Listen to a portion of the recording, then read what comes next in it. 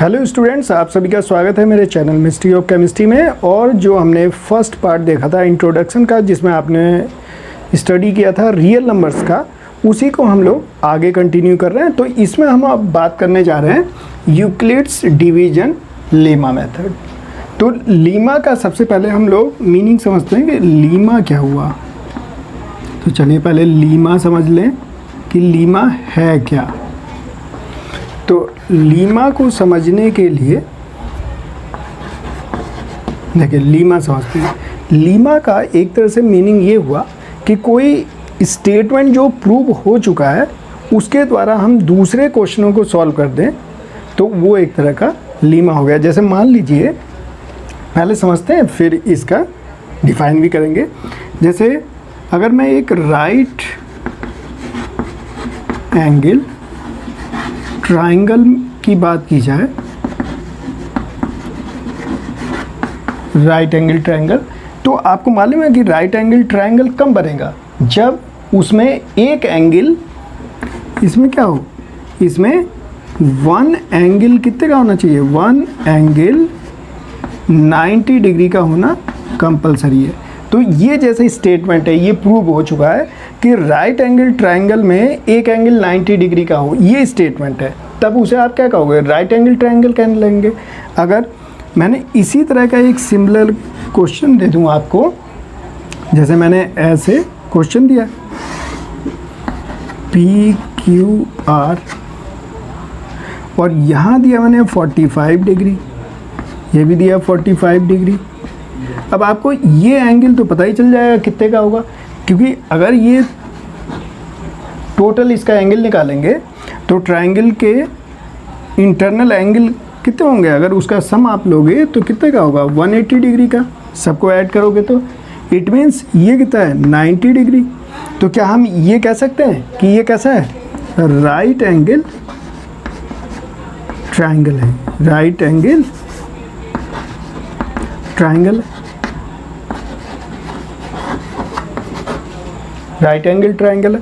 तो कोई भी स्टेटमेंट गिवन होगा और उसकी हेल्प से हम दूसरे स्टेटमेंट को जो हम सॉल्व करेंगे, उससे रिलेटेड क्वेश्चन, तो उसे हम क्या कहने लेंगे?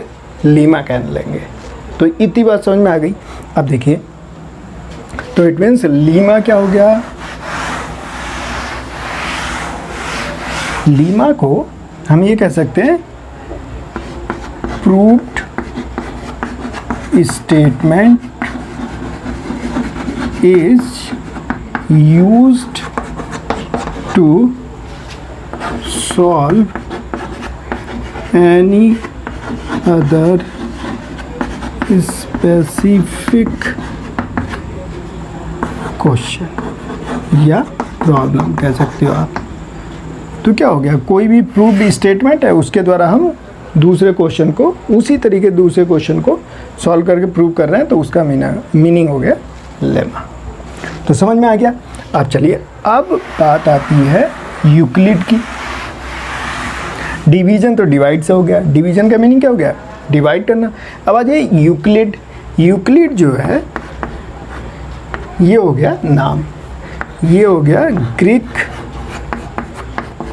मैथमेटिशियन। यूक्लिड क्या थे?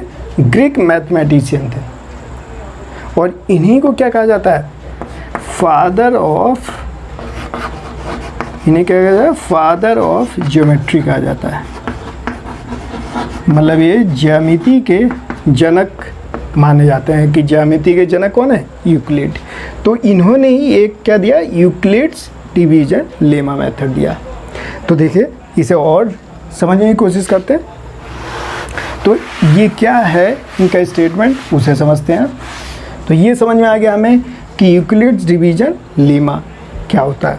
अब देखिए, मैं एक सिंपल एग्जांपल लेता हूँ और फिर इनका फार्मूला डिराइव करते हैं कि इन्होंने क्या फार्मूला बनाया। देखिएगा, अगर मैं 3 से 22 को डिवाइड कर दूँ, देखिए 3 से 22 को क्या कर रहे हैं? डिवाइड। तो देखिए क्या आएगा? 3 7 जा 21 और ये आ जाएगा 1। ये किया मैंने माइनस, मतलब ये क्या हुआ? इसे हम क्या कहने वाले हैं? बताइए। इसे हम क्या कहेंगे, डिवाइजर। और इसे क्या कहोगे, डिविडेंड, डिविडेंड। और इसे क्या कहेंगे, कोसेंट, देखिएगा ध्यान से। और इसे क्या कहेंगे, रिमाइंडर, रिमाइंडर कहेंगे। अब हिंदी में क्या कहोगे, डिवाइजर को कहते हैं भाजक, तो ये तो हो गया अपना भाजक। और ये क्या हो गया, भाज्य। और ये क्या हो गया, भागफल। और इसे क्या कहेंगे, शेषफल। देखिए अब इस एग्जाम्पल से इसे समझते हैं कि उन्होंने क्या स्टेटमेंट दिया। तो देखो बहुत ही आसान है। अगर इस 22 को मुझे लिखना हो तो मैं क्या ऐसे लिख सकता हूँ, देखना इस 22 को मैंने यहाँ लिखा, ठीक है। ध्यान से देखिए, इस पॉइंट को जरा ध्यान से देखिए, ये हो गया 22। और इसे मैं क्या लिख सकता हूँ, देखो 3 × 7 + 1।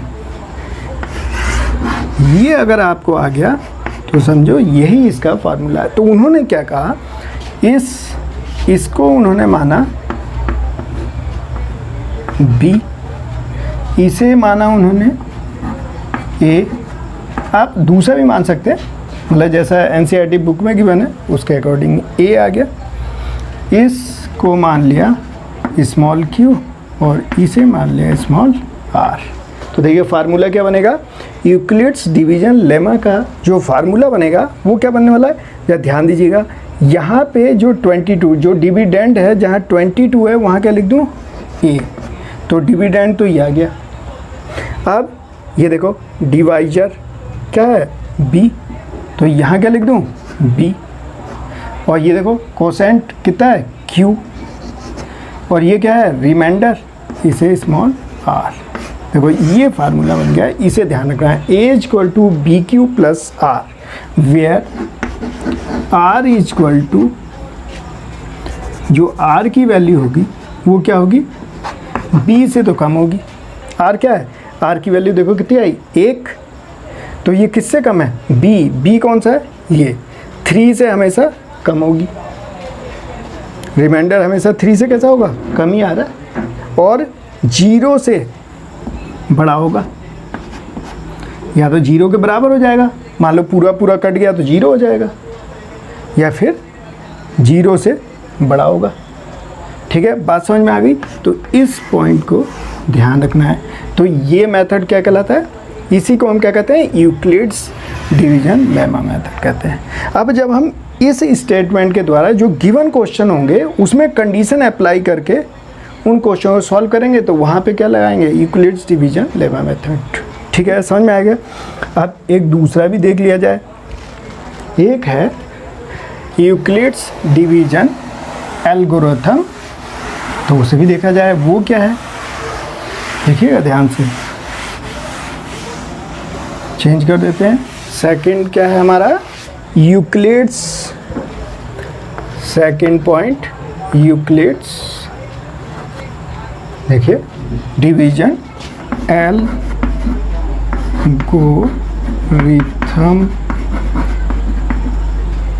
ये स्टेटमेंट है। क्या है, यूक्लिड्स डिवीजन एल्गोरिथम।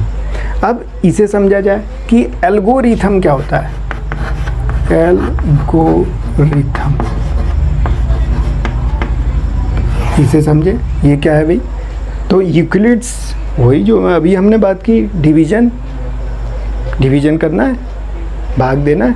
और एल्गोरिथम का मीनिंग समझ लेते हैं। तो एल्गोरिथम को हम ऐसे समझते हैं, जैसे मान लो हमें बहुत सारे स्टेप्स दिए गए हैं किसी चीज़ को बनाने के लिए, मतलब क्या बनाने के लिए, जैसे मान लो हमें टी बनानी है, फॉर्मेशन ऑफ टी करनी है, तो उसके कुछ स्टेप्स होंगे। आप सबसे पहले क्या करेंगे, सबसे पहले किचन में जाएंगे, किचन में जाके फिर गैस जलाएंगे, गैस जलाने के बाद फिर भगोना रखेंगे, फिर उसमें क्या करेंगे, वाटर लेंगे, वाटर को बॉयल करेंगे, फिर उसमें चाय पत्ती, चीनी और फिर लास्ट में मिल्क मिलाएंगे, फिर उसे छान देंगे, बन गई चाय। तो ये क्या हुआ, ये मतलब आपने एक स्टेप को फॉलोअप किया। मतलब अगर हमें फॉर्मेशन ऑफ टी के लिए आपने क्या किया, सेवरल स्टेप्स को फॉलो अप किया, ठीक है ना। इट मीन्स एल्गोरिथम को हम क्या कह सकते हैं, number of steps are used to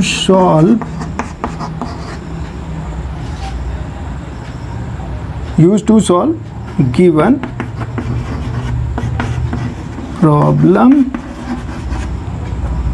और एनी क्वेश्चन। किसी भी क्वेश्चन को आप सॉल्व कर दें, जब उसमें नंबर ऑफ स्टेप्स को आप यूज करेंगे तो वो क्या कहलाएगा, एल्गोरिथम कहलाएगा। तो it means Euclid's division algorithm जो है, इसका क्या यूज करने वाले हैं हम लोग, तो देखिएगा, ध्यान से देखिएगा, हम इसका यूज करने वाले हैं, it is used to calculate HCF। हम क्या करने वाले हैं, HCF को कैलकुलेट करेंगे with the help of Euclid's division algorithm. जैसे मैं एग्जांपल लेता हूँ, HCF की जो फुल फॉर्म होती है वो क्या होता है, highest common factor, highest common factor.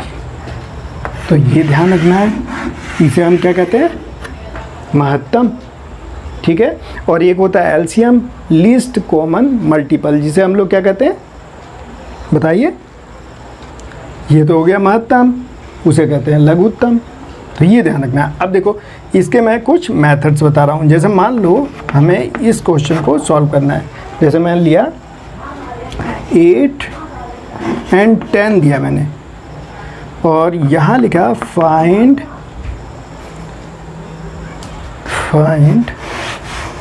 Question लिखते हैं पहले, फाइंड HCF ऑफ 8 और 12 ले लेते हैं। तो देखिएगा ध्यान से, तो इसे मैं कैसे सॉल्व कर सकता हूँ। एक तो मेरे पास है, फर्स्ट मेथड बता रहा हूँ आपको मैं, इस मेथड को यूज करके हम HCF निकाल सकते हैं। ये मैं बता रहा हूँ आपको फैक्टर मेथड। देखिए बहुत ही सिंपल है, समझिएगा। 8 के अगर मैं फैक्टर करूं तो मैं क्या लिखने वाला हूं, 1 2 2 2 हो गया। इसी तरह 12 का लिखेंगे तो 1 2 2 3, ये हो गया, ठीक है। जैसे ये हो गया 2, इस तरह से कीजिए, इसे ऐसे नहीं करते हैं, इसे हम क्या करते हैं, मैं पहले 8 के फैक्टर करता हूँ, ये हो गया 4, फिर यहाँ पे ये देखो 4 से भी तो जाएगा, ये बताइए 4 से भी तो जाएगा, तो ये हो गया। इसके मतलब इसके फैक्टर कितने हो सकते हैं, 8 के एक तो हो सकता है 1, एक हो सकता है 2 से हो जाएगा कैंसिल, एक हो सकता है 4 और एक हो सकता है 8। इतने फैक्टर हो सकते हैं इसके। देखो 1 से डिवाइड कर सकते हैं, 2 से भी डिवाइड कर सकते हैं, ठीक है ना, 4 से भी डिवाइड कर सकते हैं, 8 से भी डिवाइड कर सकते हैं। इसी तरह 12 अगर मैं लेता हूँ तो 12 को देखो कितने तरीके से हम लोग डिवाइड कर सकते हैं, देखिएगा ध्यान से। 12 को कितने तरीके से, देखो 1 से तो कर ही सकते हैं, 2 से कर सकते हैं, 3 से कर सकते हैं, 4 से कर सकते हैं, 6 से कर सकते हैं, 12 से भी कर सकते हैं, सही है। इतने तरीके से हम लोग इसे डिवाइड कर सकते हैं। लेकिन हमें क्या निकालना है, हमें तो निकालना है HCF, हाईएस्ट। तो देखो इन दोनों में कॉमन ढूंढ लो, एक तो 2 है और एक 4 है, तो इसमें हाईएस्ट कौन सा है, हमें तो हाईएस्ट चाहिए, तो हाईएस्ट हो गया हमारा 4। तो एक तरीका तो ये हुआ। लेकिन हमें किस मेथड से निकाला है, यूक्लिड्स डिवीजन एल्गोरिथम। तो इसमें इस मेथड से नहीं निकालना है, ये तो एक तरह से हमने फैक्टर करके कौन किससे किससे डिवाइड है उससे निकाला। लेकिन आपको किससे निकालना है, यूक्लिड्स डिवीजन एल्गोरिथम। तो इसमें कैसे बताया गया उसे ज़रा देख लीजिए, देखिएगा ध्यान से। अब मैं आपको इस मेथड से इसे सॉल्व करके बताता हूँ। कौन से, यूक्लिड्स डिवीजन एल्गोरिथम मेथड से। अब इस मेथड के थ्रू आ जाइए।